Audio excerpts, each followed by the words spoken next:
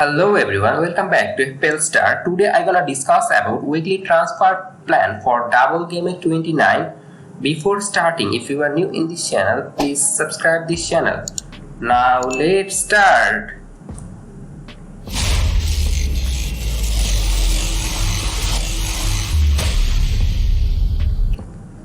In this video, I have divided Gameweek 29 transfer into 5 categories. They are essential, differential, sell, hold and ignore. Essential are those kind of player who have very high ownership, and this kind of player will harm you if you don't have them. So they are very much essential for your team.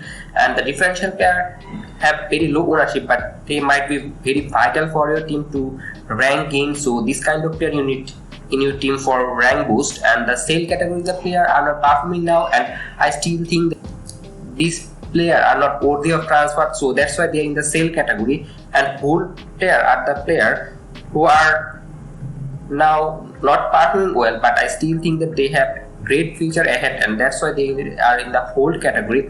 And ignore category is the player are not performing now, and I think you don't need this kind of player, so they are in the ignore category. Now move on to our first essential player for Gameweek 29 is Marcus Rashford. And if you look at Marcus' performance, he is playing very well, he is in great form, and he is the main goal threat for Manchester United, who have got an amazing fixture like Newcastle away, Brentford home are good fixture for attacking point of view. And I think if Manchester United scoring goal, then Rashford will be there because he is very much clinical in front of the goal, playing for Manchester United main man. So a lot of FPL manager will also captain him in Gameweek 29. So if you don't have Marcus Rashford in your team, then a lot of manager captaining him for Gameweek 29, he's scoring goal or assist like 10 point or 20 point, then you are in great struggle, your rank will fall a lot. So that's why I think Marcus Rashford is essential. But one thing about Marcus Rashford which is concerning, that he has picked some knock in his last match, and that's why he will not play for England. But I think he will be fit for Manchester United against Newcastle match, so that's why I think he's essential. Now move on to the second essential pick for Gameweek 29, and it's also a Manchester United player, and it's Luke Shaw. And if you look at the Luke Shaw's fixture like Newcastle away and Brentford home, two fixture, I think defensive point of view this is good, because Newcastle are not a team who are scoring a lot of goals. They are not that kind of team, so that's why I think you should go for your defender against Newcastle attacker. So I think there might be clean sheet for Luke Shaw, and also Brentford home is a home match, so there might be clean sheet for Manchester United because they play very well in Old Trafford. And other two fixture for Gameweek 30 and 31 is also good for Luke Shaw, so that's why I think he is essential. And he most important thing about Luke Shaw, that when he maintain clean sheet, he will get you bonus point because he create a lot of chance, sometimes taking free kick or corner, so that means he is essential for Gameweek 29.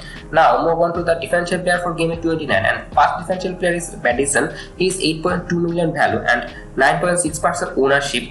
The thing about Maddison is very good, that he is the main player for Leicester City, and he's number 10. He create a lot of chance. If you look at his expected assist per match is 0.35, which is very good for a midfielder of Leicester, because Leicester are not a team of like top 6 or top 4, they are in the bottom. But if you look at Maddison performance, he is performing very well, but recently he is not too good because he recently come from injury, so that's affect his point. But I think that he has very good potential to score a lot of goal or assists because his fixture looks amazing for Gameweek 29 and 30, so that's why he's a very good differential. He has just got below 10% ownership, and that's why he's in differential category.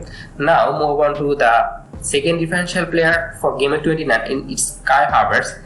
And if you look at their fixture in Gameweek 29, two home fixture, Aston Villa home and Liverpool home, as these two are home fixture, so I think there might be a lot of chance for Chelsea. I know Liverpool home is hard, but Aston Villa are not a very good team to defend, so that's why I think Havertz can score in this match, and he's playing for Chelsea as a striker. And the other thing about Havertz is he's the penalty taker for Chelsea, and that means he's a differential pick for Gameweek 29 just for his 5.9% ownership. If you look at his goal ratio is 0.67, which is very high for a player, so that's why I think he's a very good differential one.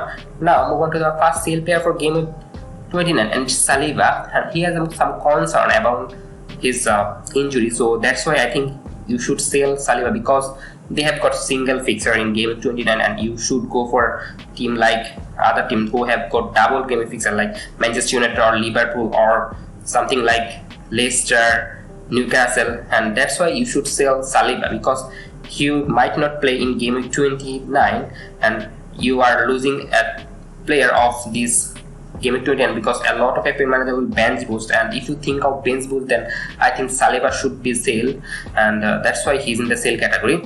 Now move on to the second sale for game week 29, and it's Ward. Recently he lost his place for Iverson, and that's why I think he's a sale for game week 29 because a lot of FPL manager bench boosting in game week 29, and if you're thinking of bench boost in game week 29 you need your 15 player to play, and Ward will not play, so that's not a very good thing for you, and that's why you should transfer out Ward. You can go for Kepa or other player goalkeeper who are very much nailed, so you should sell Ward. And if you look at their Leicester goal conceded ratio is 1.95, which is not good actually, and that's why you should also sell them.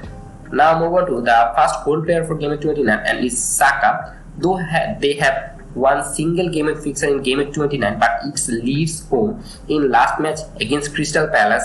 Saka got 18 points, a lot of points for FPL manager who have him and who captain him gain a lot of points, so I think it's also a home fixture, and Saka playing very well in the right wing.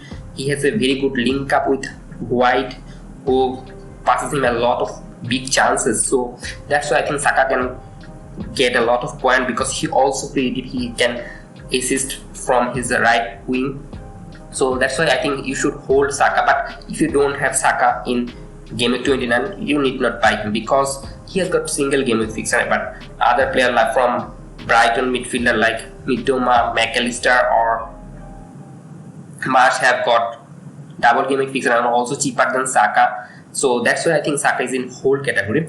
Now move on to the second hold, and it's Erling Haaland. If you still have Erling Haaland you should hold him because Erling Haaland is great form, and it's a Liverpool home match.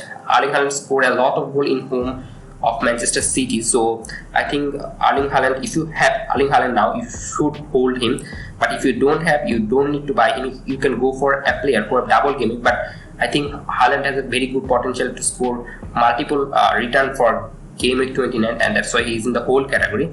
Now move on to the ignore category, and past player you should ignore is Ivan Toney. I think you should ignore him because he has got 2 away fixture, and Brighton away and Manchester United away are not a very good favorable fixture because these teams are defensively look solid, though Manchester United doesn't have Casemiro because of suspension, and that's why they will struggle, but I still think that they are good, and that's why you should ignore Ivan Toney. And other thing about Ivan Toney that he had got 9 yellow card, and if he pick a yellow card in Brighton match then he will match Manchester United away match, so that's not a very good thing for you, and that's why you should ignore this kind of transfer. You can go for Johnson, Havertz, even I think single game week forward like Keane and Haaland is better than Toney for this game week. Now move on to the second ignore player you should ignore is Ben Mee, because if you look at their fixture like Brighton away and Manchester United away, 2 away fixture, and I don't think that Brentford will maintain clean sheet in this match. And if you look at the goal win ratio for Ben Mee is not so high, like 0.04, which is not good, and that's why I think you should ignore Ben Mee. If you don't have any Brentford defender, you might not go for them now because they are not in good shape, so they are conceding goal, and other thing about that their fixture also bad, so you should ignore Brentford defender. Now move on to the summarization, and the first essential player for game week 29 is Rashford and Luke Shaw, and the differential player for game week 29 is Maddison Havertz, and you should sell if you have Saliba and Ward, and the whole category player is Saka and Haaland, and you should ignore Ivan Toney and Ben Mee. And that's all for today. If you enjoyed this video, please like this video, and if you are new in this channel, don't forget to subscribe this channel and also click the bell icon. Good luck for your team.